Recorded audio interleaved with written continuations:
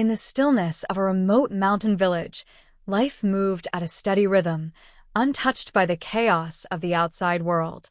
Yet, even in such tranquility, the villagers lived in fear of one among them, Agara, a recluse shrouded in mystery.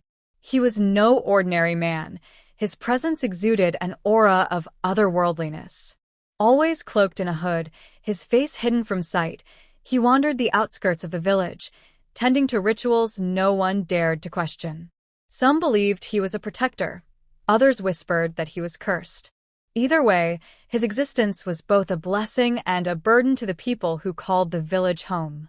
Far beyond the mountains, trouble brewed. A group of ruthless bandits had begun terrorizing villages in the region, leaving destruction in their wake. When they arrived at this quiet village, their demand was clear: gold, food, and absolute submission. The villagers, unprepared for such violence, panicked.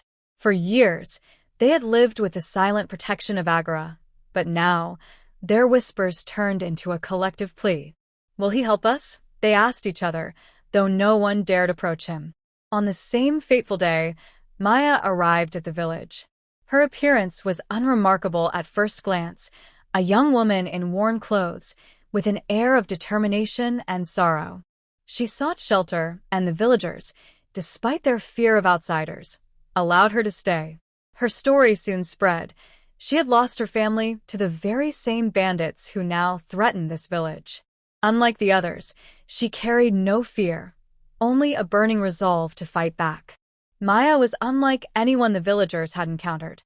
She noticed the unease in their eyes, the way they glanced at the forest's edge as if expecting salvation.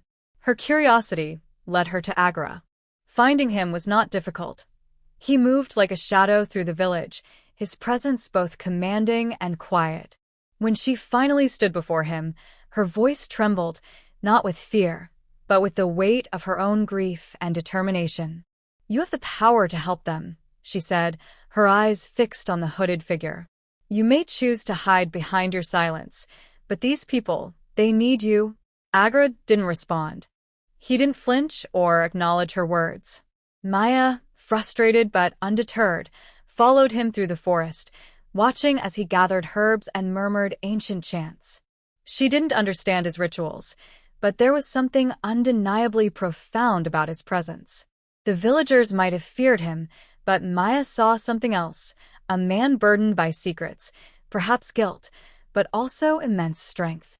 As night fell, Maya sat by a fire, speaking softly to herself, knowing Agara could hear her. She spoke of her family, of the life stolen from her, and injustice that followed. "If I could fight them alone, I would," she admitted. "But I can't, and neither can they. You are their only hope." For the first time, Agara paused. Though he didn't speak, his stillness carried a weight, a promise of decisions yet to be made. Maya stayed in the village, her determination growing stronger with each passing day. She spent her time learning about the people and their struggles, speaking to anyone who would share their story. It became clear to her that the villagers had lived in quiet fear for years, not just of the bandits, but of Agara himself. They saw him as a being beyond their comprehension, someone to be revered and avoided, but never approached. Yet Maya wasn't deterred. To her, Agara wasn't a figure to fear. He was a man with the power to make a difference. One evening, as she sat near a group of elders, Maya decided to share her own story. Her voice was steady, though her words carried the weight of her pain. She spoke of the night the bandits came to her village, of how they burned her home and slaughtered her family. She spoke of her escape, how she had wandered for weeks, fueled only by the desire to see justice done. The villagers listened in silence, their eyes filled with sympathy and fear. "I came here because I believe there is someone who can stop them," she said, her voice unwavering. "Agara may frighten you, but I see a protector in him." Her words sparked quiet murmurs among the villagers, but none dared to act. Maya, however, refused to give up. The next morning, she sought out Agara once again.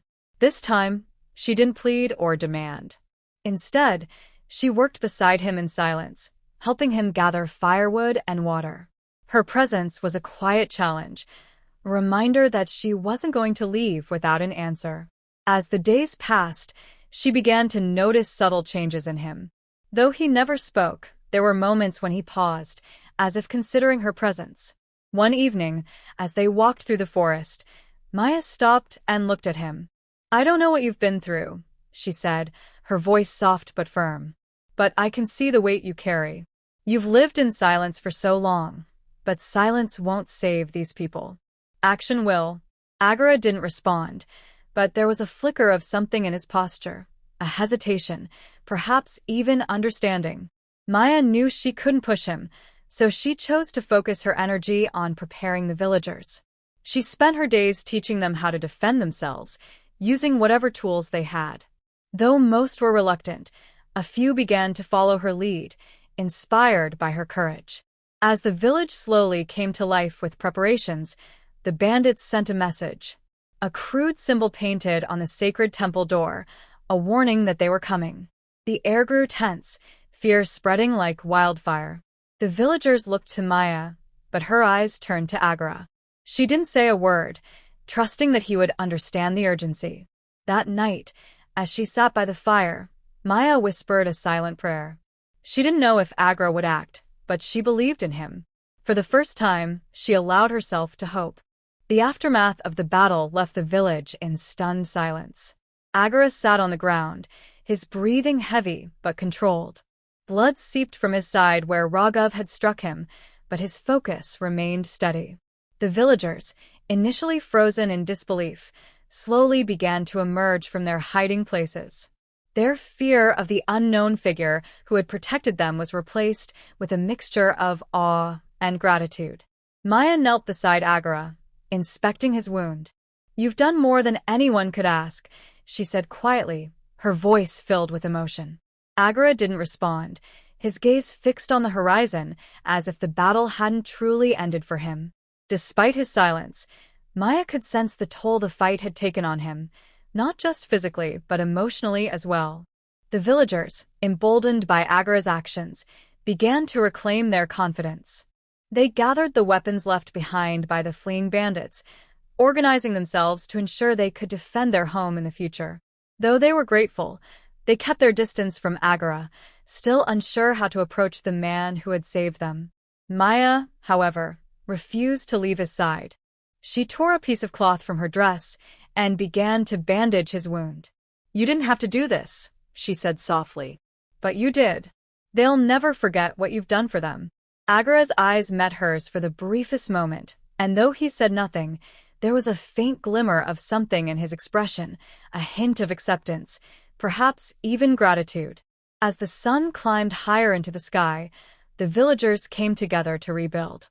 The temple that Raghav had defaced was restored with careful hands, the sacred symbols repainted with renewed devotion. A sense of unity filled the air, a stark contrast to the fear that had gripped them only hours earlier. Maya watched as the villagers worked, her heart swelling with pride and hope. She turned back to Agara, who had finally risen to his feet. Despite his injury, he moved with the same quiet strength that had defined him since the day she first saw him. "They're stronger because of you," she said. "Even if you don't stay, they'll carry what you've given them." Agara didn't reply, but his actions spoke louder than words. He reached into his cloak and pulled out a small, intricately carved charm, handing it to Maya. She looked at it, her brow furrowing in confusion, but before she could ask what it meant, he began walking toward the forest.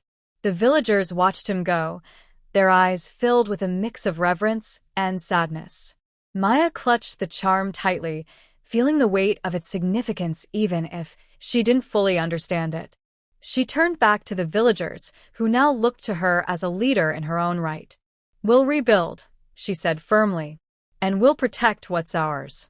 Though Agara had left, his presence lingered in the village, a reminder of the strength that had been there all along, waiting to be awakened. Days passed, and the village began to find its rhythm again. The fear that once defined them had been replaced with a quiet determination. Maya took it upon herself to train the villagers further, ensuring that they would never again feel helpless in the face of danger. The scars of the attack were still visible, the scorched edges of homes, the damaged fields, but the people worked tirelessly to rebuild what had been lost. A sense of resilience had taken root, one that Maya nurtured with every word of encouragement and every action of leadership. Agara's absence was felt deeply, though it was rarely spoken of. The villagers often glanced toward the forest, as if expecting him to emerge once more. His actions had turned him from an enigma into a legend, a figure they now revered rather than feared. But for Maya, his departure felt personal. The charm he had given her hung from a thread around her neck, its weight a constant reminder of the man who had saved them. One evening, as the village gathered around a communal fire, Maya decided to address them. She stood before the crowd, her voice steady and commanding. "We've been through the worst," she began, her eyes meeting those of the villagers. "But we're still here. And that's because we stood together.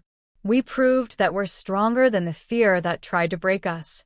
The villagers nodded, their expressions a mixture of pride and determination. Maya continued, her hand unconsciously touching the charm around her neck. "Agara showed us that strength isn't always loud. Sometimes it's in the quiet actions, the sacrifices made without expectation of thanks. He reminded us that we have the power to protect what's ours." As the fire crackled and the villagers listened intently, a figure stood at the edge of the gathering, watching silently. Though no one noticed at first, Maya's gaze eventually drifted to the shadows, her heart skipping a beat. It was Agara. He didn't step forward, nor did he make his presence known, but for a brief moment, their eyes met. Maya saw something different in him this time, a sense of peace, perhaps even pride. He turned and disappeared into the night, leaving Maya with a sense of closure she hadn't realized she needed. She didn't call out to him or try to stop him. Instead, she smiled faintly, understanding that his journey was far from over. He had done what he came to do, and now it was up to the village to carry his legacy forward. The days turned into weeks, and life in the village continued. Maya became a cornerstone of their community, her strength and resolve inspiring those around her. Though Agara's presence was no longer tangible, his influence remained in every decision she made, every step the villagers took toward a brighter future. In the end, Agara's story became woven into the fabric of the village's history, a tale passed down through generations. But for Maya, it was more than a story. It was a reminder that even in the darkest moments, light could be found, and sometimes it came from the most unexpected places.